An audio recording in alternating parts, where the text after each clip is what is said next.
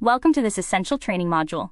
In modern security and technology, clearly defined roles and responsibilities are not just helpful, they are crucial for maintaining a strong defense against threats. This video will explore why defining prevents confusion, ensures accountability, and supports compliance across your organization. We will look at key roles in security, development, and leadership, and examine important frameworks that define these responsibilities. Getting this right is the foundation of effective risk management. Let us get started by defining the core concept.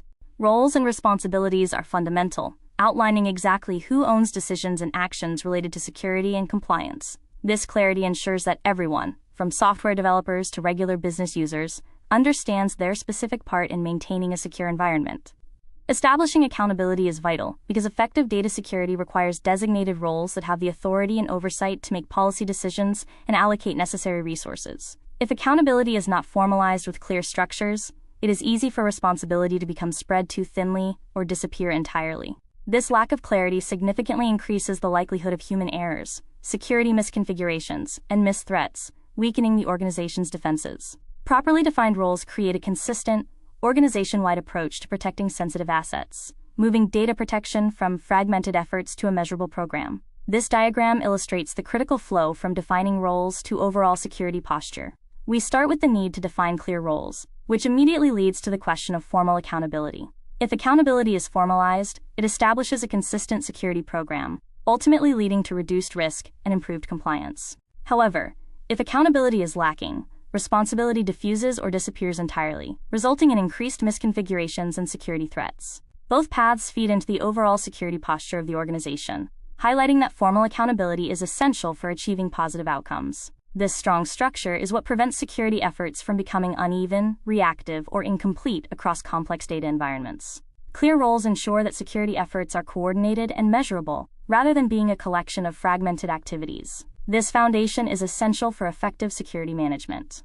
At the highest level, effective security management must be driven by strong governance and executive oversight. Executive leadership is required to sponsor cloud security efforts, a mandate often enforced by today's regulatory landscape. The ultimate responsibility for data security management usually falls to a senior C-level position. Depending on the organization's structure, this senior accountability might be assigned to the Chief Information Security Officer or CISO, the Chief Risk Officer or CRO, or the Chief Data Officer or CDO. These governance roles are crucial for formalizing ultimate ownership and preventing accountability from becoming diffuse. They are responsible for making essential policy decisions, allocating resources to security initiatives, and ensuring continuous reporting on the organization's overall performance and risk posture. Without this formalized structure, security efforts can lose authority and accountability easily disappears. The Security Operations Center, or SOC, is the centralized hub for security operations, focused on detecting, analyzing, and responding to cybersecurity events around the clock. The SOC manager is the team leader, supervising the operations, providing technical guidance, and creating necessary processes and crisis communication plans. When an alert triggers, the Tier 1 triage specialist is the first to act, collecting data, reviewing the alert's criticality, enriching it with context, and escalating complex issues to the next level. Advanced security analysts, often categorized as Tier 3 or threat hunters, are the most experienced staff. They handle major escalated incidents, perform vulnerability assessments, and proactively search for previously unknown security gaps and vulnerabilities. Finally, the incident responder plays a critical role in tackling live security events, determining the source and scope of the attack, and taking swift steps to mitigate the damage and restore normal operations. When integrating security directly into the development lifecycle, often called shifting left, clear roles are mandatory to ensure that security is embedded from the start. Cortex Cloud defines 3 dedicated roles for code security, each with specific areas of responsibility. The AppSec admin sits at the top, possessing full permissions for all application security activities. Their duties include creating and modifying detection rules within the coding stage, monitoring progress, and triaging security findings and issues that span from code deployment all the way to cloud runtime. The DevSecOps role acts as an essential intermediary. They have more permissions than a standard developer but fewer than the administrator, specializing in actively managing security processes and tools to embed security into development and operations workflows, ensuring continuous secure posture improvement. Finally, the developer role holds limited permissions, mainly focused on viewing scan results, collaborating with security teams, and tracking their progress, without the authority to change detection rules or security enforcements. This visual chart compares the hierarchy of permissions in application security across 3 key roles. The horizontal bars represent the scope of access, with longer bars indicating more control. The AppSec admin has the widest scope, signifying full control, particularly over creating and modifying detection rules. The DevSecOps role has an intermediary scope, focusing on managing scans and coordinating remediation efforts to embed security into the workflows. The developer role has the most limited scope, concentrating primarily on viewing scan results and collaborating on findings. This layered approach ensures that security standards propagate through the development process effectively, while still maintaining strict control over core security mechanisms like rule creation and enforcement policies. This distinction in access control prevents accidental or unauthorized changes to the security posture by those focused primarily on functional code development. Beyond the society and the core application developers, several operational roles are vital for day-to-day security management, especially in the cloud. Cloud security engineers and architects are responsible for designing and maintaining the systems that protect all assets hosted across different cloud service providers. Their primary objective is to eliminate critical risks and compliance violations, while ensuring other teams can remain productive. Next, the security practitioner plays a hands-on role in assessing security posture, understanding the environment's assets, defining and enforcing security policies, and collaborating closely with development and operations teams to fix identified vulnerabilities and track outstanding risks. Finally, the workload owner, or application owner, has the critical responsibility of building and modifying their applications to align with established security standards, focusing on applying necessary fixes to achieve a consistent and secure posture for their specific workload.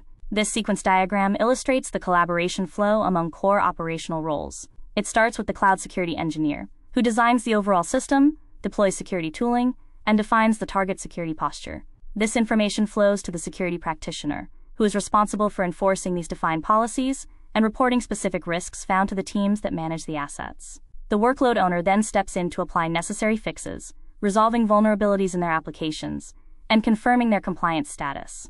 The security practitioner tracks these remediation efforts and reports the status back to the cloud security engineer. The engineer uses this feedback to continuously refine and optimize the security architecture. This continuous loop ensures that security controls are consistently applied and risks are systematically addressed across the cloud environment. A critical aspect of defined responsibilities revolves around data itself.